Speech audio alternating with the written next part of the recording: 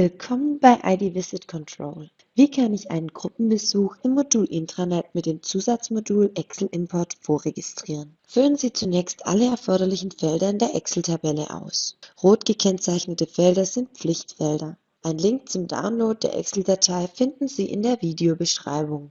Wenn Sie alle Felder ausgefüllt haben, speichern Sie die Excel-Tabelle in Ihren Dateien so ab, dass Sie diese im nächsten Schritt wiederfinden und eindeutig zuordnen können. Gehen Sie im Hauptmenü der Besucherverwaltung auf Vorregistrieren, geben Sie die Pforte an der Ihr Besucher vorregistriert werden soll und wählen Sie Gruppen.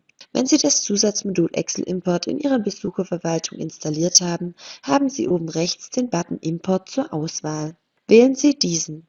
Um die Datei hochzuladen, klicken Sie auf Datei hochladen. Wählen Sie in Ihren Dateien die Excel-Datei für Ihre Gruppenanmeldung aus und laden Sie diese in das Besuchermanagement. Wie Sie sehen, wurden alle von Ihnen ausgefüllten Angaben direkt in ID VisitControl vollautomatisch übernommen. Das Besuchermanagement legt automatisch eine neue Firma an, sofern die Firma noch nicht existiert. Über den Button Weiter schließen Sie den Vorgang ab. Um zurück ins Hauptmenü zu gelangen, klicken Sie auf Fertig oder starten Sie den Vorgang erneut, um weitere Besuchergruppen vorzuregistrieren.